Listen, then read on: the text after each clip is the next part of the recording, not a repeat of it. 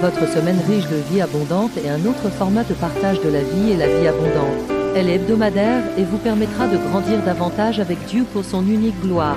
Ne la ratez pas et ne la gardez pas que pour vous, mais partagez-la car il y a plus de joie à donner qu'à recevoir. Demeurez pleinement bénis. Bien-aimés, nous rendons toute la gloire à Dieu le Père.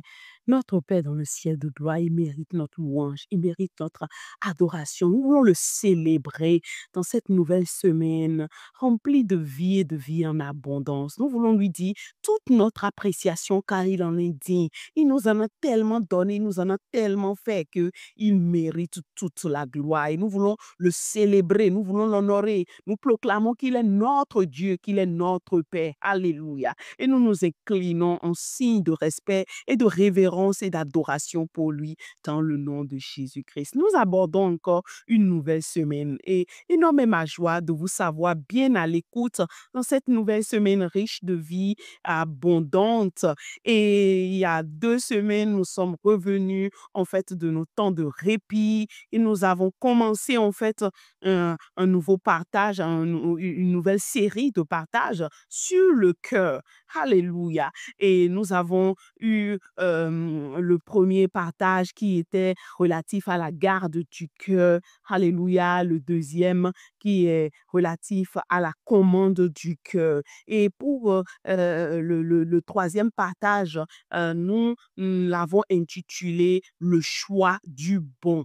Pourquoi le choix du bon? Le choix du bon, en réalité, est juste le résumé qui en découle, d'accord, de ces série de messages au sujet du cœur. Et quand je serai en train d'évoluer, vous verrez en fait qu'il est toujours relatif aussi le choix du bon au cœur. Parce que si vous le voulez bien, nous avons défini en réalité ce que c'est que notre cœur dans le premier partage. Et nous avons dit pourquoi nous devons garder notre cœur. Alléluia. Nous avons même défini à quel rythme et vitesse le cœur bat. On appelle ça beat. C'est l'unité en fait la plus simple du système de numération. Et on dit souvent, on a dit que quand on ne contrôle pas le rythme à laquelle les pensées y vont en nous, et ben ça fuse de partout et ça nous laisse dans toutes sortes de sens et ce n'est pas si agréable que ça. Et après, nous avons abordé la commande du cœur et nous avons dit que nous devons avoir le soin. Nous avons la responsabilité de diriger notre cœur, alléluia, dans ce qui est bon, dans ce qui est excellent, dans ce qui est de la qualité, mais pour Dieu, pas selon ce monde, parce que ce monde aujourd'hui, par exemple, nous apprend à avoir confiance en nous-mêmes, mais si tu n'as pas Dieu en toi, tu ne peux pas avoir confiance en toi-même, d'où l'importance d'avoir confiance en Dieu, alléluia, et savoir veiller sur notre âme. Et aujourd'hui, le choix du bon nous amène vraiment à nous tourner dans un test très interpellant. C'est le livre, l'évangile selon l'évangile de notre Seigneur Jésus-Christ selon Luc, pardon, l'évangéliste Luc, chapitre 8, à partir du verset 4 au verset 15. Donc, je le lis ici dans ma version de parole de vie, je le lis. Une grande foule se rassemblent. Des gens de toutes les villes viennent vers Jésus. Alors Jésus utilise une comparaison. Le semeur va au champ pour semer ses graines. Pendant qu'il sème, une partie des graines tombe au bord du chemin. On marche dessus et les oiseaux mangent tout. Une autre partie des graines tombe dans la pierre. Elle pousse, mais les plantes deviennent sèches parce qu'elles n'ont pas assez d'eau. Une autre partie des graines tombe au milieu des plantes épineuses. Les plantes poussent en même temps qu'elles et elles les étouffent. Une autre partie des graines tombe dans la bonne terre. Les plantes poussent et produisent des épis. Chacun donne 100 grains. Et Jésus dit d'une voix forte, celui qui a des oreilles pour écouter, qu'il écoute.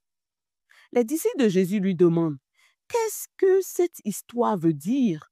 Il leur répond, Dieu vous donne à vous de connaître les vérités cachées du royaume de Dieu, mais les autres gens entendent seulement des comparaisons. Ainsi, ils regardent, mais ils ne voient pas. Ils entendent, mais ils ne comprennent pas. Jésus dit à ses disciples, voici ce que l'histoire veut dire. Les graines, c'est la parole de Dieu. Le bord du chemin, ce sont les gens qui entendent la parole. Mais l'esprit du mal arrive, il enlève la parole de leur cœur pour les empêcher de croire et ainsi d'être sauvés. Le sol plein de pierres, ce sont des gens qui entendent la parole et qui la reçoivent avec joie, mais la parole n'a pas de racine en eux. Ils croient pendant un moment seulement, ensuite, quand il y a une difficulté, ils abandonnent.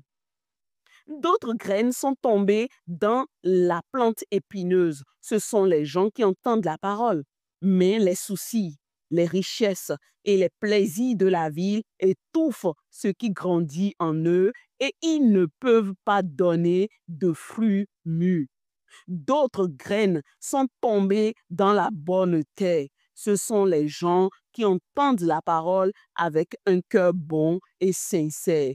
Ils la gardent et ils donnent des fruits en restant fidèles. Amen. Amen. Donc, le choix du bon, basé sur le test d'appui dans le livre de Luc, chapitre 8, du verset 4 au 15, nous relate 4 différentes sortes de terres. Et toutes ces terres, en fait, peuvent représenter des cœurs. Voyez, ce sont des cœurs. Et le semeur qui représente le Seigneur et dont les graines sont la parole de Dieu est sorti. Bien évidemment, les graines sont tombées le bord du chemin. Et le bord du chemin représente en fait les auditeurs de la parole, mais oublieux et les laissant manger par l'esprit du mal. Et dans sa continuité, eh bien, le sol plein de pierres en a aussi reçu la parole. Et le sol plein de pierres, comme la parole le dit, eh bien, ce sont des gens qui entendent la parole et qui la reçoivent avec joie. Mais la parole n'a pas de racine en eux. Ils croient juste pendant un moment et seulement quand il y a des difficultés, eh bien, rebelote, ils abandonnent tout.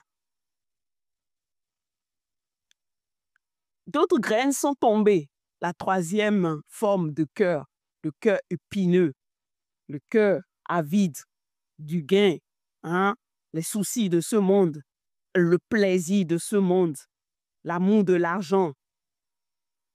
Et la plante, la graine a su pousser.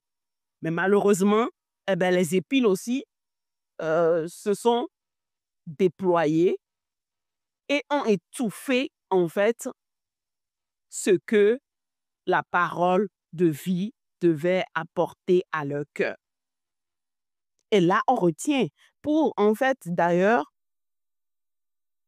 la soif de la richesse, nous sommes en plein aujourd'hui dedans. On voit comment ça pilule sur Internet, des gens qui forment des gens, même des chrétiens, qui partagent la parole et qui vendent cette parole. Je me dis, aviez-vous vraiment soin au sujet de la crainte de Dieu? Je le laisse et je vous laisse. Face à lui, vous saurez quoi répondre. Je ferme cette parenthèse. Et la quatrième forme de cœur, c'est la bonne terre. Alléluia. Une terre préalablement bonne, connue de Dieu, choisie par Dieu, façonnée par Dieu, établie par le Seigneur. Et quand ce cœur a reçu la parole, eh bien la parole est restée. Elle a été arrosée. Ceux qui l'ont reçu sont restés bons et sincères et ils l'ont gardé jalousement. Et cela a produit du fruit en leur donnant de rester fidèles dans le Seigneur. Et je veux m'arrêter là pour nous poser cette question. Vous, auditeurs, qui m'écoutez, vous qui êtes en train de prêter oreille à ce partage, quelle est la terre que vous représentez? Est-ce le bord du chemin ou une terre épineuse ou une terre pierreuse ou une bonne terre? Je ne saurais répondre. Vous êtes mieux placé pour savoir quel est le genre de cœur que vous détenez. Et moi, je veux juste vous dire, si jamais d'aventure vous constatez que vous n'avez pas la bonne terre en tant que bon cœur, je veux vous dire que vous pouvez le demander. Vous pouvez le demander. Souvenez-vous du voleur à la droite du Seigneur, en dépit, d'accord, de son échec, d'accord, de sa confusion, de son péché qui l'a mené à la croix. Il a su regarder vers le Seigneur. Après avoir opprimé son prochain qui se moquait du Seigneur, il lui a dit, souviens-toi de moi quand tu serais dans ta gloire. Vous pouvez demander. Le salut se demande. Et ici, le Seigneur nous le donne. Et si tu reconnais que ton cœur n'est pas encore le bon, ou que ça a été le bon pour un moment, et que aujourd'hui, il est devenu le bord du chemin, ou un cœur pierreux, ou un cœur épineux, tu peux prier. Tu peux prier. Et ce qui confirme ta prière se trouve en fait dans notre verset à mémoriser, comme la bonne habitude que nous avons de trouver un verset à mémoriser. Le Saint-Esprit m'a conduit dans le psaume 50, verset 12. Il dit ceci, « Ô Dieu, crée en moi un cœur pur, mets en moi un esprit nouveau, vraiment attaché à toi. » Je vais le reprendre. Psaume 50, verset 12, il dit ceci. « Ô Dieu, crée en moi un cœur pur, mets en moi un esprit nouveau, vraiment attaché à toi. » Bien-aimé, je t'en supplie, si tu peux faire de cette référence, ce verset, juste, ne serait-ce ta prière à chaque moment de ta journée, en dépit de tout, parce que tu as constaté que ton cœur, n'est pas le bon, c'est pas une bonne terre, c'est soit le bord du chemin, ou soit un cœur pierreux, ou soit un cœur épineux, tu peux demander à Dieu de créer en toi un cœur nouveau, un esprit attaché véritablement à lui et il va le faire. Je vais m'arrêter là et je vais vous accompagner dans cette prière. Tendre Père, dans le nom puissant de Jésus-Christ, nous te disons merci pour ce temps de partage dans cette nouvelle semaine où nous avons pour habitude de retenir une parole, oui, que tu suscites pour travailler à notre salut. Et je veux penser à mes frères et sœurs qui ont été frappés, laissés pour morts, Seigneur, comme ce voleur qui avait été frappé, mais que seul le bon Samaritain, oui, s'est arrêté pour l'envoyer à l'hôpital. Seigneur, je veux t'apporter tous mes frères et sœurs qui sont frappés, qui ont été dépouillés, oui, dont les cœurs sont devenus le bord du chemin, oui, ou soit un cœur pierreux ou un cœur épineux. Je te les apporte, aussi vrai que tes yeux parcourent la terre, localise-les et crée en eux un cœur pur, un esprit bien disposé, attaché à ta vérité, attaché à ton amour. Oui, nous ne le dirons jamais assez parce que la répétition, tu l'as dit, c'est en fait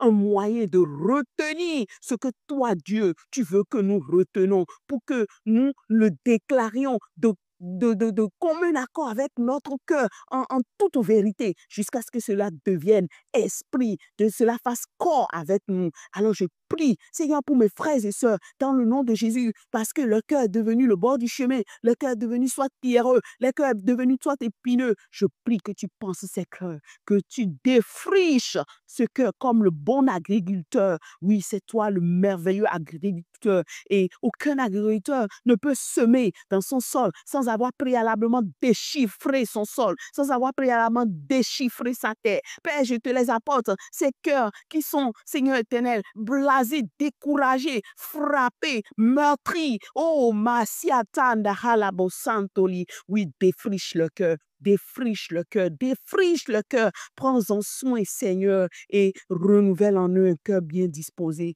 un esprit selon ta volonté, un esprit attaché à toi, un esprit attaché à ta vérité. Et que quand tu le feras, Seigneur, que tu vas semer ta bonne semence, que tu leur donnes la force de l'arroser, parce que c'est à force d'arroser que la semence va pousser pour donner de fruits. Seigneur, ceux qui arrosent, mais qui sont déjà fatigués parce qu'ils sont confrontés à des imprévus, oui, dans la foi. Seigneur, les naufragés de la foi, je prie pour eux afin que tu les aides à se relever, pour se repositionner, afin d'arroser comme tout à nouveau, s'exposer à ta parole, lire la parole, la garder, la mettre en pratique surtout, sans être, Seigneur éternel, des auditeurs oublieux dans le puissant nom de Jésus-Christ. Seigneur, moi aussi que tu as utilisé, je prie, le chemin avec toi est trop long et je me remets entre tes mains ma petite personne afin que tu la protèges, oui, que tu l'épargnes dans le nom puissant de Jésus, de tout ce qui pouvait la drainer à devenir, Seigneur, un bord du chemin ou un cœur pierreux ou épineuse dans le nom de Jésus-Christ. Je prie afin que tu me donnes la sagesse au quotidien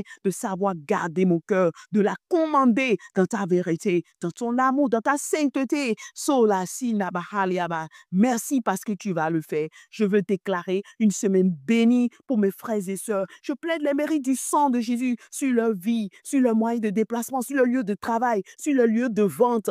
Partout ils passent, que ton sang les protège, qu'il les garde dans le nom de Jésus, que tu les gardes de tout jugement, que tu les gardes d'être frappés, Seigneur éternel, par tes séraphins, parce que nous savons que tu les as déjà relâchés. Et là où il n'y a pas la sainteté, oui, les gens sont frappés. Je prie en ce sens aussi que ta miséricorde surabonde, Seigneur, sur ton Église, sur ton peuple, et que tu nous donnes, Seigneur, de nous lever pour travailler, oui, avec ton cœur, avec ta volonté, afin d'aller de gloire en gloire. Merci, Papa. Au nom de Jésus-Christ, nous avons prié. Amen. Bien-aimés, nous avons dépassé légèrement nos 15 minutes. Eh bien, recevez mes salutations, recevez tout autant les salutations de notre Seigneur Jésus-Christ. Je déclare votre semaine bénie. Au nom de Jésus, on se dit dans un autre temps d'une semaine de la vie riche d'abondance. Au revoir.